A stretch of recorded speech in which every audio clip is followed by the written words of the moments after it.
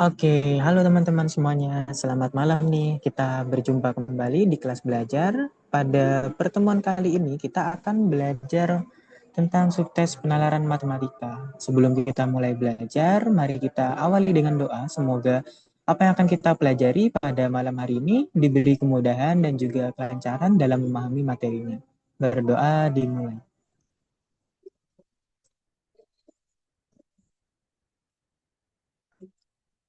Oke, berdoa dapat diakhiri. Nah, jadi di pertemuan kali ini kita akan belajar tentang geometri dan pengukuran. Lebih tepatnya kita akan membahas soal-soal dari geometri dan pengukuran ini. Nah, teman-teman kan sudah mencoba mengerjakan pretestnya ya yang telah kakak berikan. Nah, gimana nih? Pretestnya itu kalau kakak lihat di sini hasilnya masih ini ya, dinilai rata-rata tengah gitu ya, kayak 50, ada yang dapat 60-an, paling tinggi dapat 70-an ya di pretestnya itu. Oke, nah jadi kita di sini ada siapa aja? Ada Fahira Mujahida. Oke, selamat datang ya Fahira. Nah, jadi kali ini kita coba membahas soal-soal pretest yang sudah kakak berikan di soal yang nomor satu. Nah, di soal nomor satu di sini diambil dari soal UTBK tahun 2024. Seseorang melempar sebuah batu tepat ke tengah sebuah kolam berukuran 4 meter kali 4 meter. Setiap kali batu menyentuh permukaan air, ia menghasilkan riak air yang berbentuk lingkaran. Riak gelombang yang terjadi akan melebar 10 cm per detik. Nah, jadi dalam subtes penalaran matematika itu biasanya disajikan soal cerita, ya kan? Kemudian kita menganalisis dan memahami dari cerita tersebut, kemudian disesuaikan dengan penerapan rumus dari materi matematika ya. Nah, jadi di sini seseorang melempar sebuah batu ya. Nah, jadi ada kolam. Kita buat dulu ada kolam, misalkan di sini kolamnya berbentuk 4 kali 4 ya. Nah, di sini 4 meter dikali 4 meter. Nah, anggaplah ada kolam seperti ini. Kemudian setiap kali batu menyentuh air, nah, jadi dilempar batu nih di tengah-tengah ya. Nih, melempar sebuah batu tepat ke tengah, artinya dilempar batu di tengah, ia akan menghasilkan riak air yang berbentuk lingkaran. Riak air yang berbentuk lingkaran akan melebar 10 cm per detik. Nah, perhatikan di sini, dia akan melebar 10 cm per detik. Artinya, dalam 1 detik dilempar ya, dilempar ke tengah 1 detik, berarti kalau 1 detik pria yang dihasilkan itu 10 cm gitu ya. Kalau 2 detik, kalau 2 detik berarti dia akan melebar lagi 10 cm. Artinya 2 kali 10 cm yaitu 20 cm. Nah, jadi kalau kita perhatikan di sini pada detik pertama ya. Nah, pada detik pertama ketika batu dilemparkan ke tengah, dia akan melebar 10 cm. Artinya dari sini ke sini 10 cm. Nah, yang mana kalau kita perhatikan di sini kan berbentuk lingkaran. 10 cm itu namanya diameter lingkaran gitu. Nah, kemudian kalau kita cek jari-jari itu besarnya setengah dari diameter. Jadi jari-jarinya setengah dari 10 yaitu 5 cm. Begitu ya. Nah, kemudian apa yang ditanyakan? Yang ditanyakan adalah berapakah waktu yang diperlukan riak air untuk menyentuh tepi kolam. Nah, jadi kan pada detik pertama sebesar ini. Kemudian pada detik kedua dia akan melebar ya 10 cm, kemudian dan seterusnya sampai dia menyentuh tepi kolam gitu. Nah, tadi kan udah diketahui nih, kolamnya itu 4 meter ya kan, 4 meter kali 4 meter. Nah, sedangkan diameter dari ria itu adalah 10 cm. Kalau kita perhatikan di sini bisa kita pakai jari-jari ya. Nah, jadi kita ambil setengah dari panjang kolam, yaitu 2 meter. Kemudian kita bagi dengan jari-jarinya. Nah, 2 meter itu 200 cm. Jadi kan pada konversi panjang ya, kita kan harus hafal nih tangga-tangga ini. Nah, jadi kan ada meter, desimeter, sentimeter. Artinya dia turun 2 tangga. Kalau turun 2 tangga dikali 10 pangkat 2 atau 100. Nah, jadinya 2 meter itu adalah 200 cm. Oke, nah jadi dari sini ke sini itu 200 cm. Artinya dia butuh berapa kali ya kan? Berapa kali? Nah, jadinya di sini 200 cm dibagi dengan jari-jari kan? Dibagi dengan jari-jari. Nah, jari-jarinya berapa? 5 cm.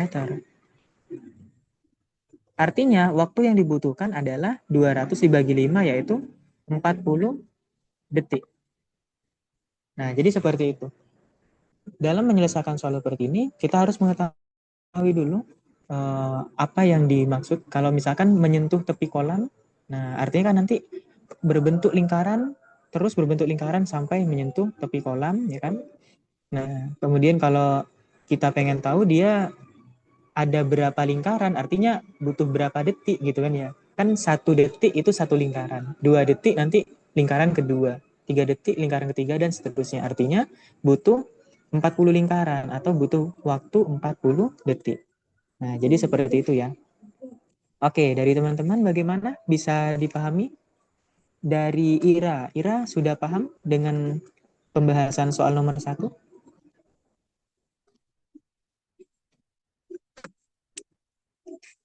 Oke, sudah paham ya. Nah, kemudian kita lanjut lagi. Nah, kalau dalam subtes penalaran matematika, itu satu teks itu disajikan untuk beberapa soal gitu. Nah, di sini masih dalam cerita yang sama. Sekarang ditanyakan jari-jari Ria, air 5 detik setelah batu menyentuh permukaan air adalah berapa sentimeter. Nah, tadi kan dalam membentuk lingkaran, itu diameternya 10 cm. Nah, kemudian jari-jarinya adalah 5 cm. Oke. Kalau eh, waktu 1 detik berarti diameternya diameternya adalah 10 cm. Jari-jarinya 5 cm. Kalau 2 detik, nah artinya di sini 20 cm, jari-jarinya adalah 2 kali 5, yaitu 10 cm. Nah, artinya kalau misalkan dia ditanyakan 5 detik, nah kalau 5 detik, maka jari-jari yang terbentuk adalah 5 kali 5 cm atau 25 cm. Jadi, jawabannya di sini diisi dengan bilangan bulat yaitu 25 gitu. Oke, ini gampang lah ya. Jadi dipahami dulu apakah yang ditanyakan itu jari-jari, diameter, ya kan? Tentu kan itu berbeda. Jadi seperti itu. Kemudian kita lanjut lagi. Nah, untuk soal berikutnya di nomor 3, jika R besar T menyatakan jari-jari riak gelombang dalam sentimeter setelah detik, maka RT-nya dapat dinyatakan dengan persamaan apa? Nah, jadi di sini kan RT itu jari-jari riak dalam detik ya. Misalkan T-nya itu 1 detik. Nah, berarti R T-nya itu diganti dengan 1. Jari-jari yang terbentuk dalam 1 detik itu adalah 5 cm. Nah, kan seperti itu. Artinya, kalau misalkan kita pengen tahu eh, setelah T detik misalkan ya. Kalau T detik berarti RT artinya 5 dikali T cm. Seperti tadi, kalau misalkan 5 detik. Kalau 5 detik berarti R5 T-nya adalah 5. Jadinya 5 kali 5 yaitu 25 cm. Kalau 10 detik, 5 kali 10 ya kan, dan seterusnya. Artinya persamaan rumus yang terbentuk adalah RT sama dengan 5T. Nah, jadi jawabannya yang A. Jadi seperti itu. Oke, bagaimana? Bisa dipahami? Atau ada yang mau ditanyakan nih dari teman-teman?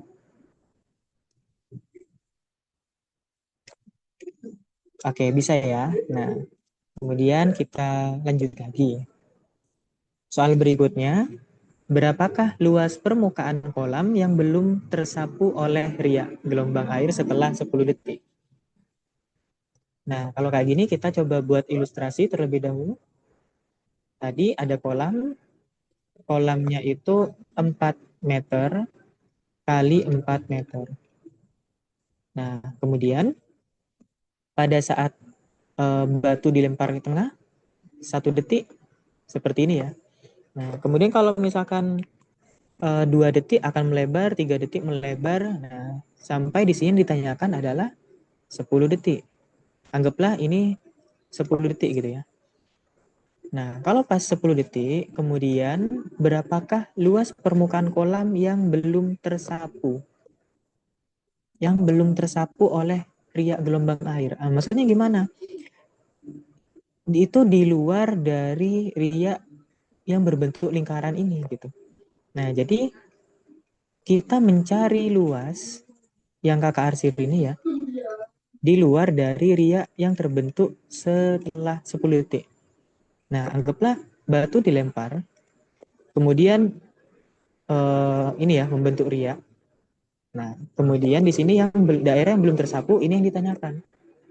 Nah, bagaimana cara mencarinya? Kalau kita ingin mencari luas yang belum tersapu,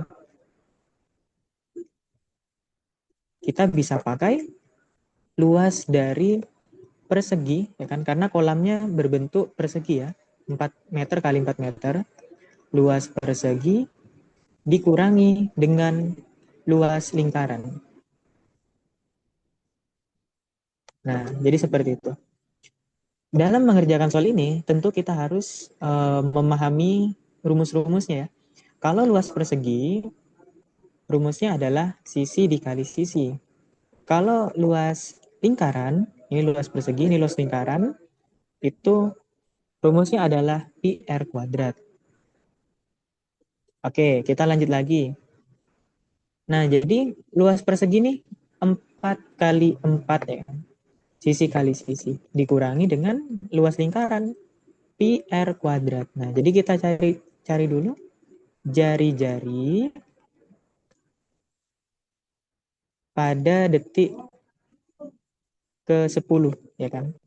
Tadi rumusnya adalah RT ya. RT itu RT adalah 5 kali T. Nah, berarti jari-jari pada detik ke-10 itu adalah 5 kali 10 yaitu 50 cm. Oke. Nah, berikutnya di sini pi R kuadrat ya. Pi. Oke. Nah, jangan sampai kita keliru karena kan yang ditanyakan adalah dalam bentuk meter. Jadi kita mengubah nih 50 cm, kita ubah ke dalam meter. Meter, desimeter, sentimeter. Berarti dia naik 2. Kalau naik 2 itu dibagi dengan 10 pangkat 2. Nah, artinya 50 dibagi dengan 10 pangkat 2 itu adalah 100 ya. Jadi dibagi dengan 100 yaitu 5/10 atau setengah, ya kan? Itu 0,5 meter. Oke, nah berarti di sini pi r kuadrat 0,5 kuadrat.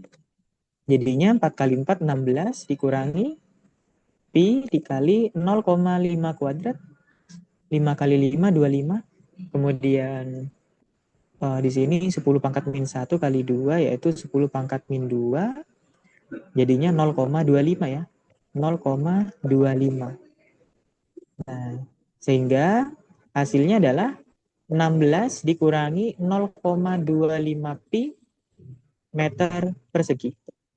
Nah, jadi seperti itu. Kan di sini 4 meter kali 4 meter, sisi kali sisi. 4 meter kali 4 meter yaitu 16 meter pangkat 2 atau meter persegi.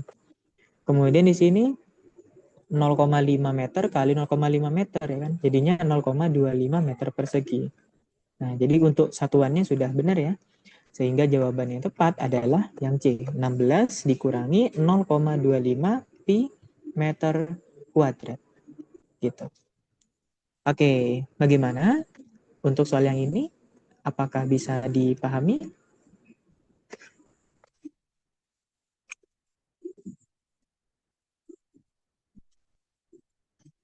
Nah, sebelum kita lanjut ke tipe soal berikutnya, biasanya yang menjadi kendala dalam mengerjakan soal materi geometri, pengukuran seperti ini apa?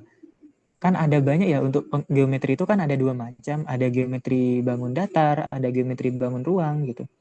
Kayak apa ya? Kayak ada kubus, tabung, lingkaran ya kan, dan sebagainya. Nah, jadi kalau kita mau apa ya bisa mengerjakan soal penalaran matematika itu tentu harus paham dari dasar-dasarnya, dasar pemahaman dari rumus luas, luas permukaan, kemudian volume ya kalau dia bangun ruang gitu.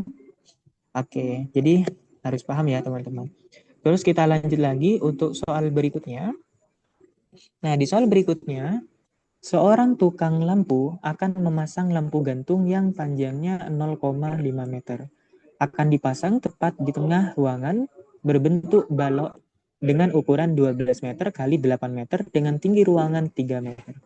Oke, kata kuncinya adalah balok. Jadi kita buat balok ya, teman-teman. Ini kita buat balok terlebih dahulu.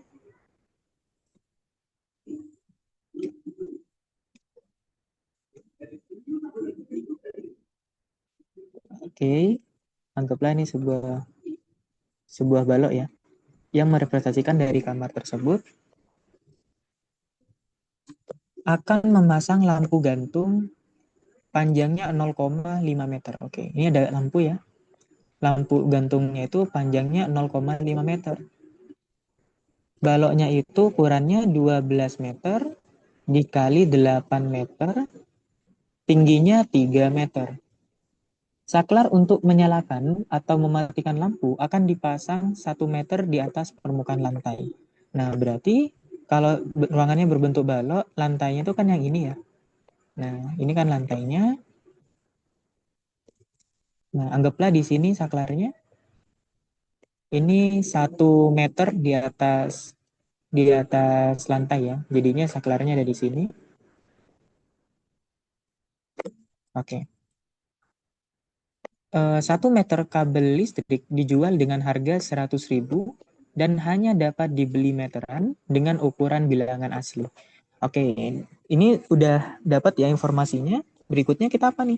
Kita coba kerjakan jika tukang lampu akan memilih tempat sehingga kabel yang digunakan untuk menghubungkan saklar dan lampu adalah yang terpendek. Maka panjang kabel minimal yang dibutuhkan adalah, oke, berarti kalau dia kabelnya yang digunakan menghubungkan saklar lampu adalah yang terpendek. Kalau yang terpendek berarti ini ada beberapa versi ya. Saklarnya bisa dipasang 1 meter di tembok kanan atau kiri ya kan. Yang mana dia lebarnya 8 meter. Atau bisa juga depan belakang ini ya. Jadi saklarnya bisa di sini di atas 1 meter ya. Jadi ada dua versi.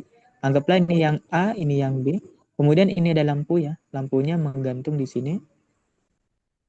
Nah, ini lampunya.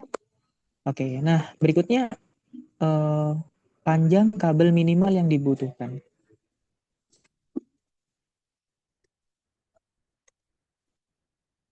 Kalau yang A, ini kalau yang A itu berarti di sini 2 meter, kemudian tengah-tengah ini ya, kan dia ada di tengah-tengah, jadinya 6 meter, jadinya 2 meter ditambah 6 meter yaitu 8 meter. Ini untuk saklar kemungkinan ya, kemungkinan pertama. Oke, kemudian yang kedua, ini anggaplah lampunya, ini yang B ya kan, ada di sini. Berarti tengah-tengahnya dari 8 yaitu 4 meter, kemudian ke sini 2 meter, jadinya adalah 4 ditambah 2 yaitu 6 meter. Nah, yang dipakai kabel yang digunakan menghubungkan saklar dan lampu adalah yang terpendek. Jadi maka panjang kabel minimal yang dibutuhkan adalah 6 meter. Nah, jadi jawaban yang tepat adalah yang D. Oke. Nah, jadi dipahami dulu ya kan. Dalam pemasangan lampunya tadi saklarnya ada di atas ya, ada di atas lantai 1 meter ya, 1 meter di atas lantai. Nah, ternyata ada dua versi. Bisa dipasang di tembok yang kanan atau kiri, ya kan, salah satu, atau tembok yang di depan belakang gitu. 4 meter dapat dari mana, Kak? Nah, itu yang mana? Yang B ya. Nah, yang B itu kan dia ada di depan belakang nih, anggaplah ada di depan. Nah, jadinya tengah-tengah ini nih, ya kan? Ini kan ke sini ya. Ini ke atas dulu 2 meter, kemudian dari sini ke sini, itu kan tengah-tengahnya nih. Setengah dari lebarnya. Oke, nah setengah dari lebarnya artinya setengah dari 8, yaitu 4 meter. Nah, jadinya dari sini ke atas itu 2 meter, kemudian dari sini ke sini tengah-tengahnya itu 4 meter. Jadinya 2 tambah 4, 6 meter. Gitu.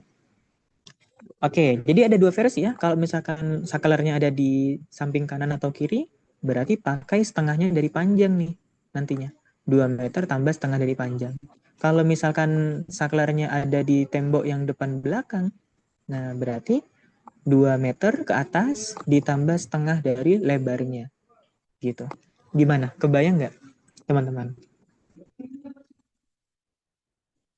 Oke. Di sini ada Ira sama Rea ya. Oke. Gimana? Dari Ira sama Rea bisa dipahami?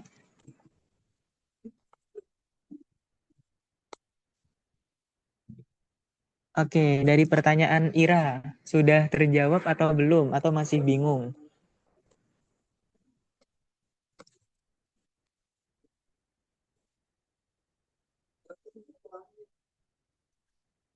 Udah pause, Kak. Oke, oke. Oke, kalau gitu kita lanjut lagi ya. Nah, kalau misalkan sudah pause. Terus kita lanjut lagi. Untuk teman-teman yang baru bergabung, kakak inilah. Oh iya, paham maksudnya. Iya. Oke, untuk teman-teman yang baru bergabung, ayo disimak juga ya.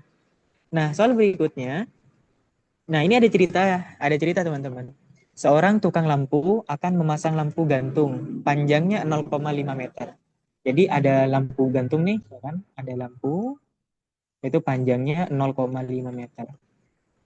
Kemudian akan dipasang tepat di tengah ruangan berbentuk balok dengan ukuran 12 meter kali 8 meter. Jadi ruangannya berbentuk balok. Kita buat terlebih dahulu baloknya. Oke, seperti ini.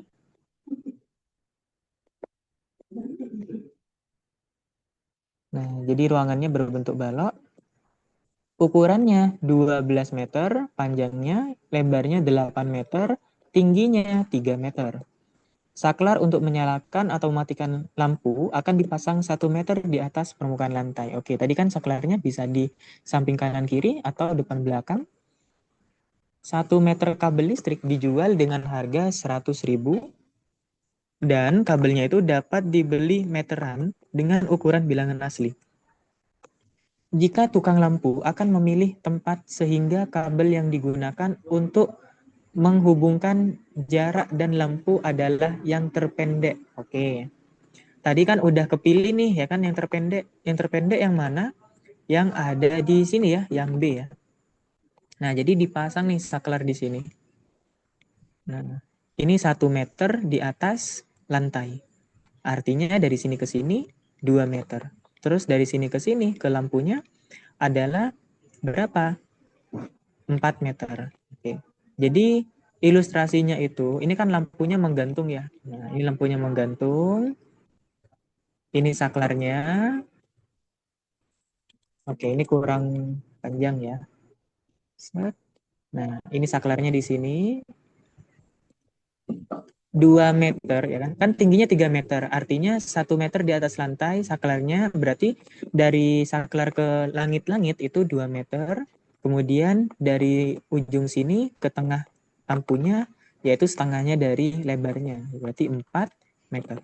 Nah, sekarang yang ditanya adalah jarak saklar ke ujung bawah lampu. Nah, ini kan ujung bawah lampu nih. Ini saklarnya. Berarti jaraknya ini. Jaraknya berapa? Kan gitu ya.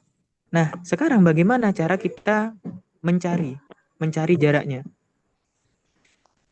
Perhatikan ini teman-teman. 0,5 meter ya. Nah, ini tuh dia membentuk segitiga. Berarti kita bisa pakai Pitagoras. Oke. Nah, berarti Pitagorasnya adalah kalau di sini 0,5 meter, di sini 2 meter, berarti 2 meter dikurangi 0,5 meter jadinya 1,5 meter. Kemudian yang di sini 4 meter. Jadi kalau misalkan jaraknya adalah J, maka jaraknya jaraknya itu adalah akar dari 4 kuadrat ditambah 1,5 kuadrat. Nah, kan seperti itu ya. Oke, gimana? Pitagoras jangan dilupakan ya. Kalau misalkan ada A, di sini B, di sini C, untuk mencari sisi miring atau C itu C kuadrat sama dengan A kuadrat ditambah B kuadrat. Atau C-nya sama dengan akar A kuadrat tambah B kuadrat. Gitu. Nah, jadi jaraknya atau sisi miring ini sama dengan akar 4 kuadrat tambah 1,5 kuadrat. 4 kuadrat itu adalah 16 ditambah 1,5. Nah, gimana? 1,5 dikuadratkan? 1,5 dikali 1,5 yaitu 2,25. Jadinya 18 ya, 16 tambah 2, 18,25 meter. Nah, jadi dapat tuh. Jadi jawaban yang tepat adalah yang A. 8, akar dari 18,25 meter. Oke, paham ya teman-teman ya?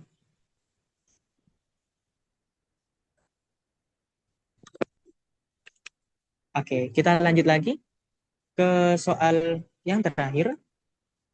Nah, di soal yang terakhir, di sini yang ditanyakan apa nih? Biaya minimal yang diperlukan untuk membeli kabel listrik untuk instalasi lampu gantung tersebut adalah berapa?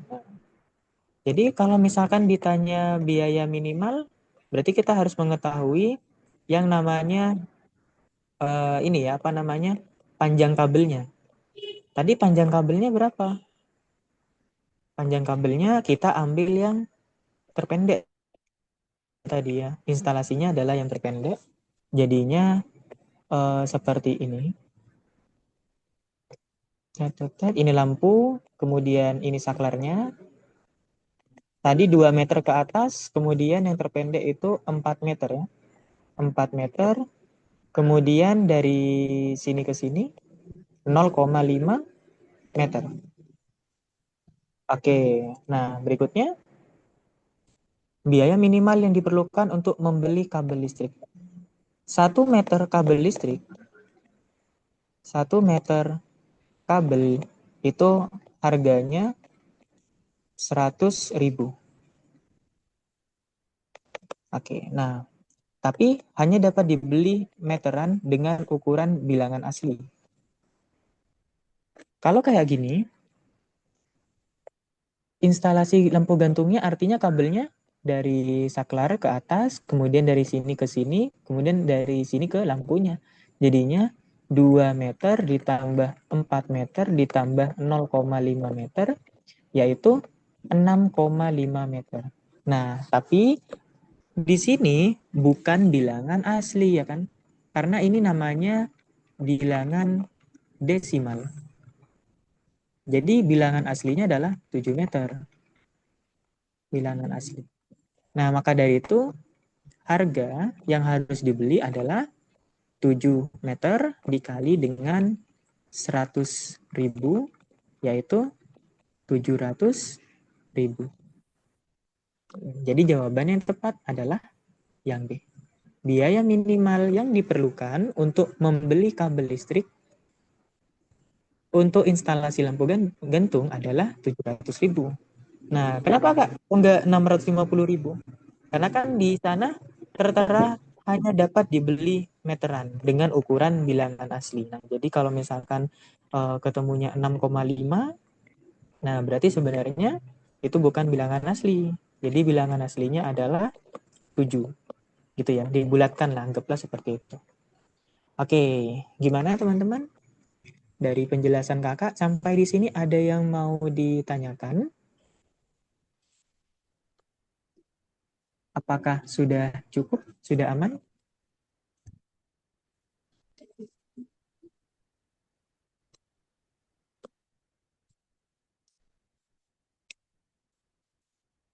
Aman. Oke, oke Ria, terima kasih. Kakak dulu stop recordnya. Nah, ya mungkin itu aja yang bisa kakak sampaikan untuk pembahasan soal pada malam hari ini. Semoga membantu ya buat teman-teman semuanya. Tetap semangat terus. Belajarnya jangan sampai kendor ya, karena UTBK sudah tinggal 120-an hari lagi gitu. Oke, semangat terus. Itu aja dari kakak. Sampai jumpa di kelas berikutnya. Thank you teman-teman. Oke, sama-sama.